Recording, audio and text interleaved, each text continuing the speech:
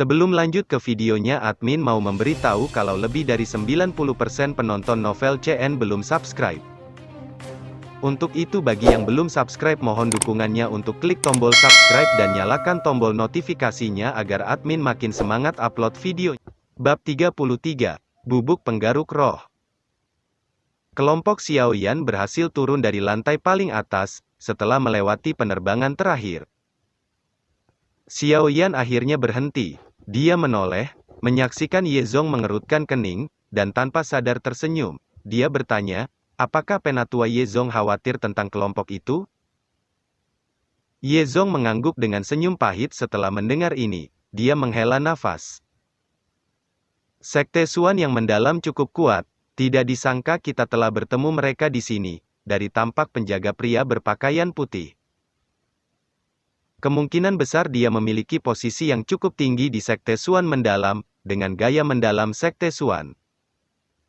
Di mana mereka membalas dendam untuk semua orang, kemungkinan besar mereka tidak akan membiarkan semuanya terjadi setelah kami menyakiti mereka hari ini.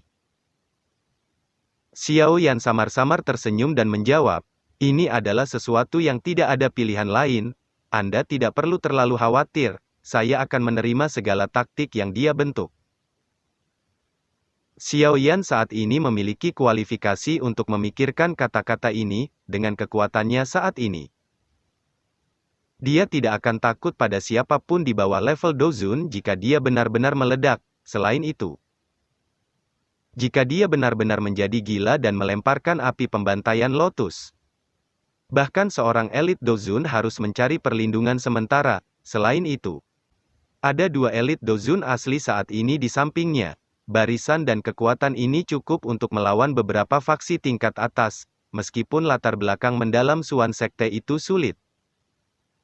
Itu tidak mungkin untuk Xiaoyan menyerahkan plat tembaga ke Chen Xian diberikan karakternya, karena kedua pihak tidak akan mundur, konflik pasti akan terjadi. Ye Zong menemukan bahwa itu dia tidak dapat mengatakan apa-apa lagi setelah mendengar kata-kata Xiaoyan, setelah mengalami hal-hal dari yang terakhir kali.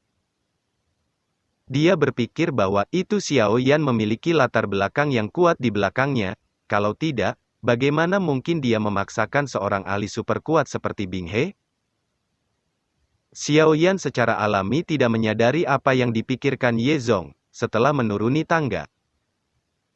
Dia mengambil satu putaran di sekitar lantai 2, akhirnya, ia menemukan warung yang berada di tempat Xinlan.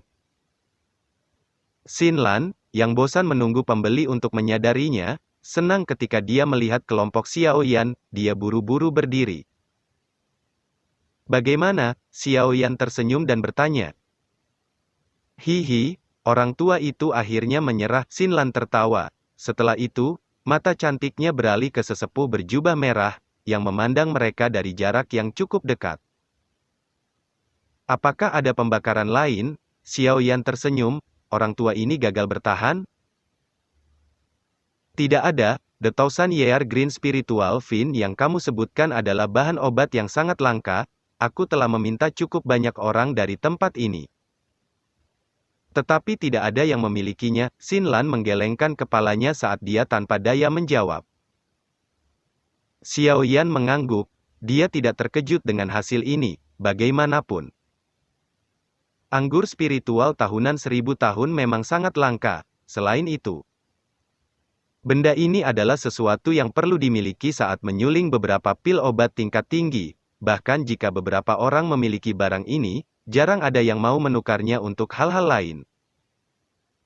Xiaoyan membuat Xinlan berkemas. Setelah itu, dia berbalik dan berjalan ke pria tua berjubah merah, yang memiliki senyum pahit. Xiaoyan menyeringai pada pria tua itu dan mengambil rahasia giok dari storage ringnya. Jangan mengatakan bahwa itu aku telah membuat kamu menderita kerugian. Ini adalah pil jantung, saya akan menggunakannya untuk menukar buah iblis esens darah kamu mendapatkan lebih banyak dari transaksi ini. Senyum pahit di wajah sesepuh berjubah merah menghilang setelah mendengar bahwa itu pil yang Xiaoyan keluarkan adalah pil jantung elemental. Dia ingin tahu menilainya sebelum mengangguk dengan cara puas. Jika kamu memiliki buah iblis esensi darah, 10.000 tahun hijau. Atau tulang salju ginseng. Kamu dapat datang ke Manor Ye di utara untuk mencari aku. Aku akan mengambil semuanya. Selain itu, harga yang akan kutawarkan pasti akan memuaskanmu. Xiao Yan secara acak mengambil kotak batu giok dari platform kristal dan menusuk darah buah iblis berdarah di dalamnya. Perasaan lembut menyebar dari ujung jarinya, baru kemudian dia mengangguk dan menyimpan barang itu di storage ring-nya. Pada saat yang sama, dia memikirkan kata-kata itu dengan senyuman. Pria tua berjubah merah itu juga menyeringai dan mengangguk setelah mendengar kata-kata Xiao Yan. Pil jantung elemental sangat membantu seorang alkemis, apalagi cukup merepotkan untuk memperbaikinya. Bahkan beberapa alkemis yang telah mencapai kelas menengah tingkat ke-7 memiliki peluang keberhasilan yang rendah saat memperbaiki pil obat ini. Inilah mengapa elemental heart pill begitu mahal. Orang tua itu memang memperoleh lebih banyak dengan menggunakan bahan obat ini untuk ditukarkan dengan pil. Xiao Yan tidak terus tinggal setelah memberitahu pria tua berjubah merah itu. Dia memimpin kelompoknya ke tangga dan menurunkan mereka sebelum meninggalkan pameran perdagangan alkemis. Setelah itu, mereka melenyapkan kembali ke Manor Ye. Xiao Yan dengan cemas mendapat Ye Zong dan sisanya untuk menutup pintu rumah. Setelah kembali ke kediaman Ye, dia memimpin Tian Huo Zunze dan dokter peri kecil ke kamar. Setelah itu, mereka bertiga mengelilingi meja di dalam kamar. Pelat tembaga aneh yang mereka dapatkan sebelumnya duduk di atas meja.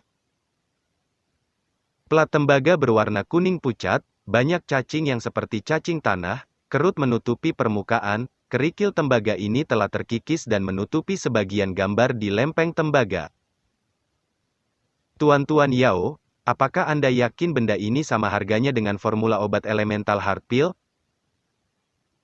Xiao Yan menatap piring tembaga ini yang tidak bisa terlihat lebih biasa. Dia sudah menggunakan berbagai metode di atasnya. Bahkan gambar-gambar di lempengan tembaga itu sudah dikopi dengan hati-hati olehnya. Namun, dia masih belum mendapatkan sedikit pun informasi tentang pelat tembaga. Tian Huo Zunze tersenyum saat dia memperhatikan Xiao Yan, yang akhirnya menyerah dengan tangan kosong meski menggunakan berbagai taktik. Dia mengeluarkan 2 semburan tawa dan sengaja berkata dengan cara yang tak terduga, "Nak, jika sangat mudah untuk membatalkan rahasia di dalamnya, apakah kamu berpikir bahwa itu kamu akan memiliki kesempatan untuk menikmati penggunaannya?" Xiao Yan tanpa sadar tersenyum ketika mendengar kata-kata Tian Huo Zunze. Dia berkata, "Dalam hal ini, memindai Tuan Tua Yao, tolong beritahu saya seberapa hebatnya hal ini?" Tian Huo Zunze tersenyum senang mendengar nada Xiao Yan. Dia menyumbat tangannya dan mengambil piring tembaga. Setelah itu, dia meletakkannya di tangannya, memiringkannya ke lampu api, dan melambai pada Xiao Yan. "Sudahkah kamu menemukan sesuatu?" Xiao Yan dengan saksama mempelajari lempengan tembaga ini. Dia bisa dengan jelas melihat karat yang seperti tanah yang berliku-liku di bawah pantulan cahaya. Dia tanpa daya menggelengkan kepalanya dan berkata, "Tuan Tua Yao, tolong jangan membuat kami terus menebak. Anda tidak sabaran." Tian Huo Zunze menggelengkan kepalanya. Dia meringkuk jarinya dan benang douki diaglomerasi di ujungnya. Ini berubah menjadi jarum douki kecil. Setelah itu, Tian Huo Zunze menangani jarum douki yang sangat padat ini dan dengan hati-hati memasukkannya ke dalam karat tembaga berwarna hijau di permukaan lempengan tembaga. Di bawah penghapusan Tian Huo Zunze, debu tembaga berwarna hijau mulai perlahan jatuh dan mendarat di permukaan meja. Xiao Yan dan dokter peri kecil menyaksikan apa yang dilakukan oleh Tian Huo Zunze. Mereka saling berhadapan, keduanya bingung. Tian Huo Zunze mengabaikan 2 domba yang hilang ini. Dia menghabiskan hampir setengah jam sebelum melepaskan karat berwarna hijau dari pelat tembaga. Tepat ketika Xiao Yan dan dokter peri kecil berpikir bahwa itu Tian Huo Zunze hendak menjelaskan misteri lempengan tembaga, Tian Huo Zunze secara acak menambahkan lempengan tembaga ke samping di depan, melihat mereka yang tercengang. "Ini Sudut mulut Xiao Yan berkedut ketika dia melihat apa yang dilakukan oleh Tian Huo Zunze. Xiao Yan benar-benar tidak mengerti apa yang sedang dia mainkan. Oh, kalian berdua mungkin cukup kuat. Tapi pengalaman kalian memang kurang. Tian Huo Zunze mengangkat kepalanya dan tanpa daya menggelengkan kepalanya ketika dia melihat ekspresi dari dua orang lainnya. Setelah itu, dia meringkuk telapak tangannya dan kekuatan isapnya dipancarkan. Karat tembaga berwarna hijau ditarik ke telapak tangan, setelah itu diaglomerasi menjadi bola berwarna hijau. Rahasia yang sebenarnya tidak terletak pada lempeng tembaga, sebaliknya, garis dengan karat tembaga yang tidak mencolok. Bagaimana Anda hanya bisa menggunakan akal sehat untuk menyimpulkan item dari zaman kuno? Tian Huo Zunze menjentikkan jarinya dan menambahkan karat tembaga berwarna hijau ke Xiao Yan. Dia berkata, "Gunakan api surgawi untuk membakarnya, saya juga ingin melihat apa sebenarnya yang ada di dalamnya." Xiao Yan dengan hati-hati menerima bola tembaga hijau. Dia meliriknya sebelum memanggil sekelompok api hijau giok dengan sikap yang agak meragukan. Setelah itu, dia menyapu bola tembaga berwarna hijau ke nyala api. Setelah pembakaran ini, Xiao Yan akhirnya menemukan beberapa aspek unik dari karat tembaga ini. Dia menemukan bahwa itu bola tembaga ini tidak menunjukkan jejak meleleh terlepas dari seberapa tinggi suhu nyala hijau giok itu. Memang ada sesuatu di sini. Xiao Yan diam-diam dan dengan gembira berteriak di dalam hatinya. Dia buru-buru menaikkan suhu. Ini berlanjut selama lebih dari 10 menit sebelum bola tembaga berwarna hijau akhirnya mulai menunjukkan tanda-tanda meleleh. Dengan meningkatnya peleburan bola tembaga, Xiao Yan tiba-tiba menemukan perubahan secara bertahap dalam warna hijau pada bola tembaga. Potongan-potongan kecil debu kuning diam-diam jatuh dari tembaga yang mencair sedikit demi sedikit. Akhirnya, mereka tetap tergantung di dalam api, mereka berkedip-kedip seperti roh, tertutup bahwa itu mereka dipenuhi dengan spiritualitas yang lebat. Bintik-bintik debu kuning samar secara bertahap jatuh. Setelah sekitar 2 menit, mereka berhenti jatuh, bola tembaga itu menghilang seketika setelah semua debu jatuh.